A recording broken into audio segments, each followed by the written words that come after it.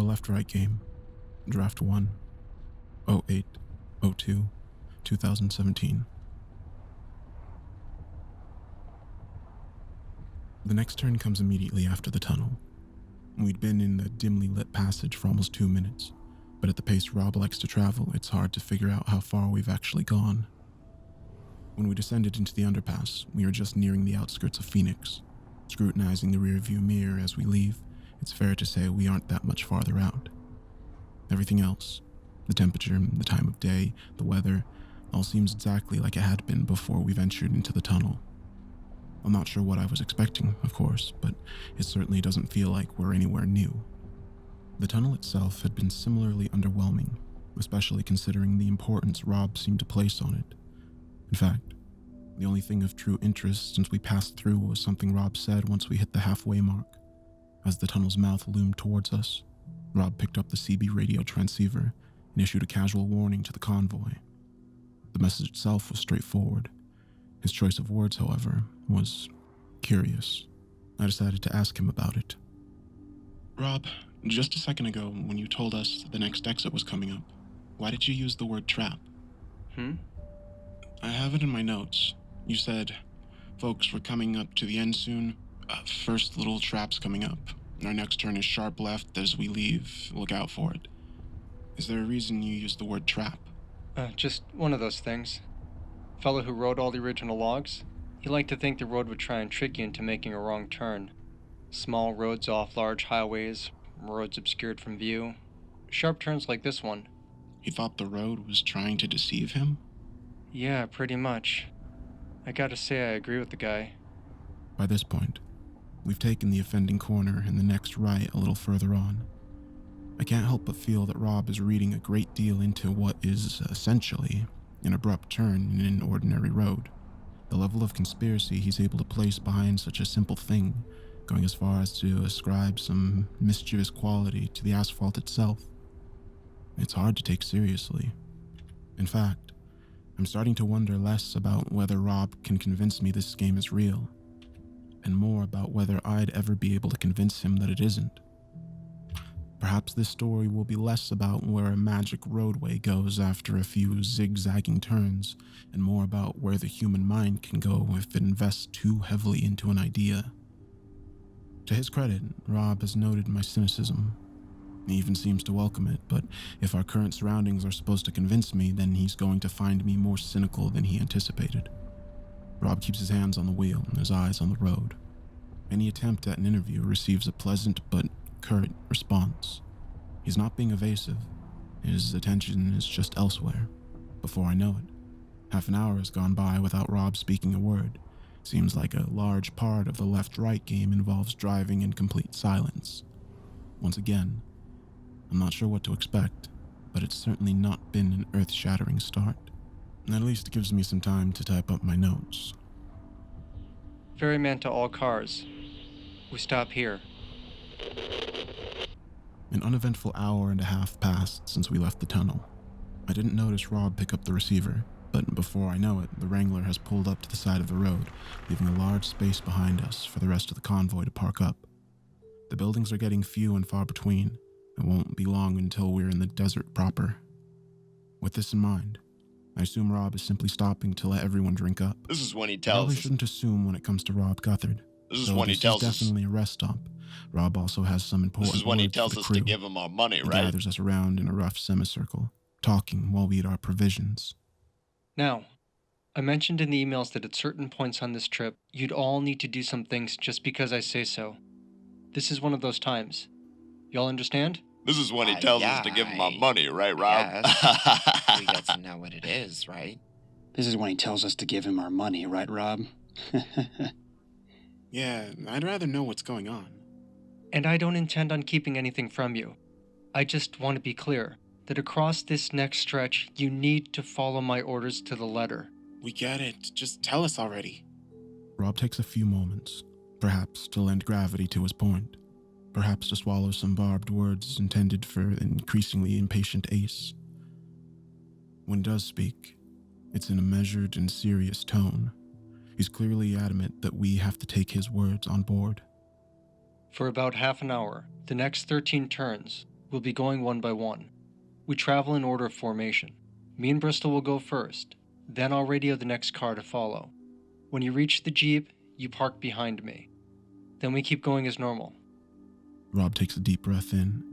When he starts up again, his speech is even more pointed than before. There's a hitchhiker on the road. A well-dressed man with a case. You pick him up. You take him where he needs to go. You do not, under any circumstances, talk to the man. To be safe, don't look at him. Don't take anything he offers you. Don't open the door for him or wave goodbye when he leaves. You do not acknowledge him in any way. You want my advice? Don't say a word till you get to the stopping point. Why do we have to go one by one? Guy who wrote all the logs says he don't like choosing cars. I don't know what that means, but I'm lucky I never had to find out. Why don't we just not pick him up? That isn't an option. Well, I mean, yeah, it is, but I don't see why we... God damn it! You'll pick him up, whether you want to or not. The group is silent. This is the first time Rob's raised his voice. In an ensuing stillness, Ace looks like he'd be more than happy to turn his car around and retrace the route back to Phoenix, leaving Rob in the dust with a few choice words. I can sympathize with him a little. Rob's been treating him as an annoyance, a tag-along who didn't do the homework. But at the end of the day, Ace is doing nothing to fix things. Also, Rob is essentially right. He didn't do the homework. Deciding he has nothing more to say to us, Rob marches over to the Wrangler.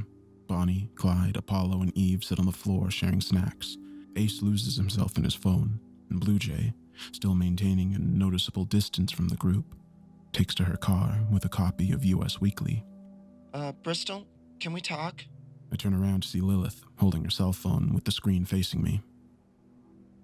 Yeah, sure, what's up? Have you tried to make any calls since we came through the tunnel?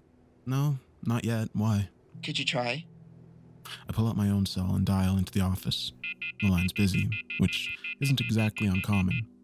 Lilith watches intently, waiting for a reaction. I'm not getting through. They were busy? Yeah, why? Everyone is. We have signal, we can make calls, but everyone on the other end is busy.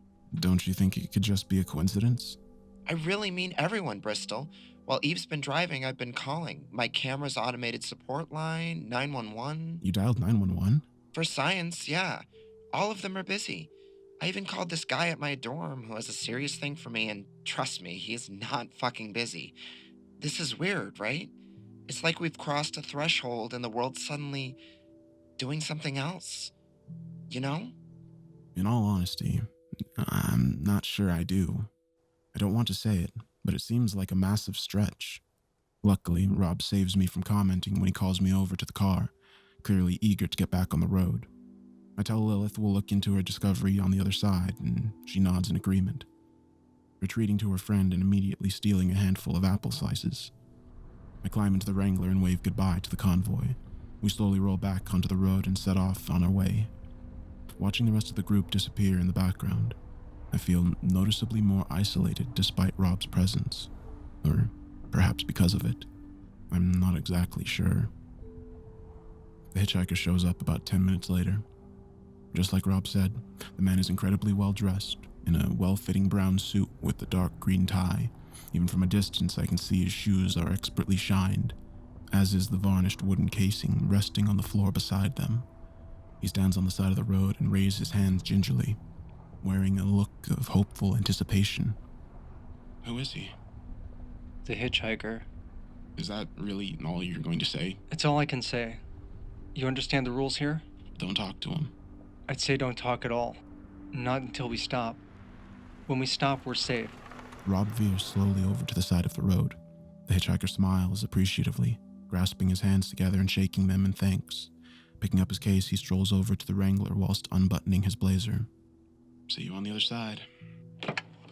The back door opens, and the hitchhiker pulls himself into the storage area, finding no seating. He settles himself cheerfully on some of the softer luggage just behind me. Not much in the way of seating back here, huh? I'll have to admit, I do feel a subtle urge to respond, even after the stern warnings I've received. To ignore the man seems almost instinctively rude. I was raised British after all. So, where are you all from? I'm traveling from Oakwell. I glance at him in the rearview mirror. He meets my gaze and smiles. I flick my attention back to the road, counting the white lines. The stranger persists in trying to start a conversation. 10 minutes go by, and the silence grows palpable, broken intermittently by yet another cheerful attempt at conversation. Topics include what nice weather we're having, our professions, our hobbies. In response, I busy myself with pointless but occupying tasks. I find myself playing games in my head, thinking of common phrases and making them into clunky anagrams. It seems to work, and after a short while, I start to habituate to the man's small talk. I almost don't notice that he's there. Maybe that's what allows him to catch me out. You're just a fucking disappointment, aren't you? It's sharp, venomous, completely divorced from the idle questioning I'd been tuning out. I'm daydreaming when I hear it, and before I can register what I'm doing, I'm turning to face him. My lips are already parting as I go, a reflexive thought, reflexively vocalized. What? I almost say it out loud. The word is on the edge of my tongue, a single note my vocal cords were all but ready to play. Only the sudden, vice-like grip of Rob's hand on my forearm anchors me in the moment. I stare at the hitchhiker, my mouth still open. He's different now. All the warmth, all the pleasantry is drained from his face like running makeup. His smile is malevolent, calculating, and finally, it feels honest. You want to know things? I can tell you. Rob keeps his eyes focused on the road, but his grip on my arm tightens. I can tell you everything you want to know, even the things you never knew about yourself, even the thoughts you didn't know you were thinking, those little critters all the way at the back. We stare at each other a moment longer, before I turn around and back to the road. I don't count the white lines anymore. Now I'm focused intently on anything our passenger has to say. For the next 10 minutes, ignoring him is going to have my full attention. He only tries a few more times, reverting back to more innocent questioning. Nothing takes. 5 minutes later, he indicates to a seemingly random point at the side of the road, and Rob drops him off. The man thanks us, climbs neatly out, puts down his case and waves as we depart. When we disappear around the next corner, he still hasn't stopped. Surprisingly, the silence caused by the hitchhiker's presence isn't nearly as intense as the one left in his wake. I decide to break the tension, somewhat ungracefully. To be fair, we are having nice weather. Don't talk. Are you mad at me? I'm sorry, he got me. I wasn't expecting. You did fine. We don't talk till we stop. I go back to my notes, making a point to write down my current feelings. For the record, embarrassed but relieved. Once I put the words down on the paper, however, I feel something else. Confusion mixed with concern. Because at the end of the day, what was I relieved about? That I didn't talk to a strange man who had tried to talk to me? Was anything really at stake? The more I think about it, the more I realize that the entire episode with the mysterious hitchhiker reduces the left-right game to two possible states. Either it's real, or it's an elaborate hoax perpetuated by Robert J. Guthard. The crazy woman, the tunnel, the malicious left turn, all of those could be explained as rationalizations. But the hitchhiker was far too elaborate, far too difficult to predict. If he was an anchor, then Rob is nothing more than an impressive fraud. If he was genuine, then I'm not entirely sure where that leaves us. Something in the corner of my eye pulls me from my thoughts, a transient, peripheral object that almost completely passes me by before I turn in a weak attempt to catch it. I only get a few seconds to look before it's gone from my field of view. I faced forward once more, sit back in my chair, and let Rob carry us even further down the road.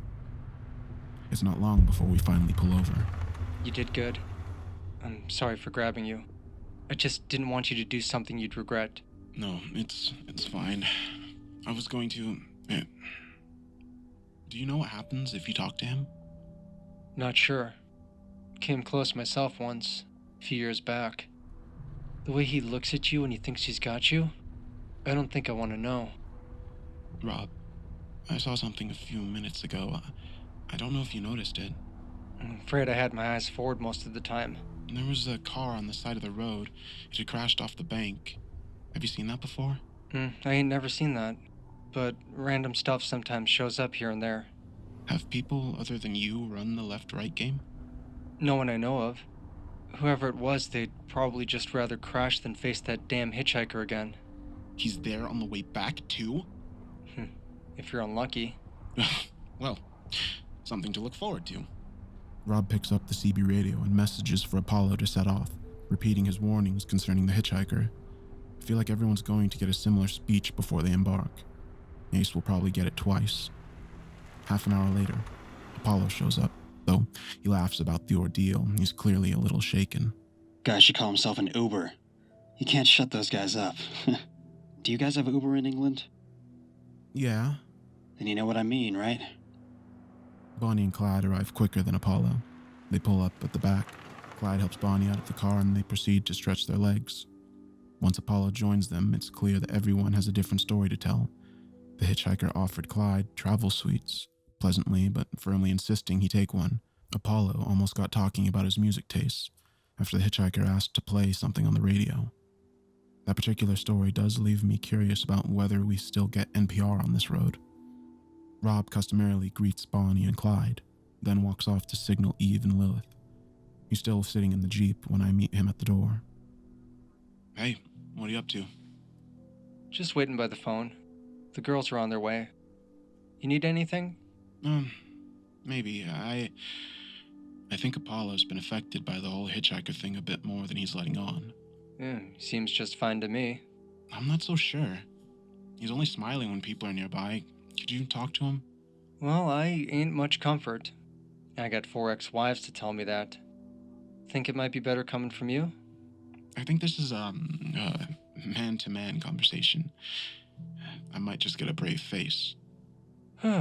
Last man-to-man conversation I had, my son didn't talk to me for 3 months. Rob doesn't look comfortable, but he acquiesces, climbing out of the car. I watch him wander over to Apollo, who is standing by his Range Rover staring into his phone. Rob puts a hand on the man's shoulder from a distance. It's actually a sweet moment. I start to feel bad for lying to him. I carefully open the driver's side door and climb into the Wrangler, assuming I have around 20 seconds before Rob comes back. Picking up the CB receiver, I stare at the list of presets labeled 1 through 9. I don't know which button I press to talk to Eve and Lilith, and I certainly don't have time to call everyone up. Rob handed us all a transceiver before we left. It's what he's been making all the car bulletins with. Preset 1 puts him in touch with the receiver in each car.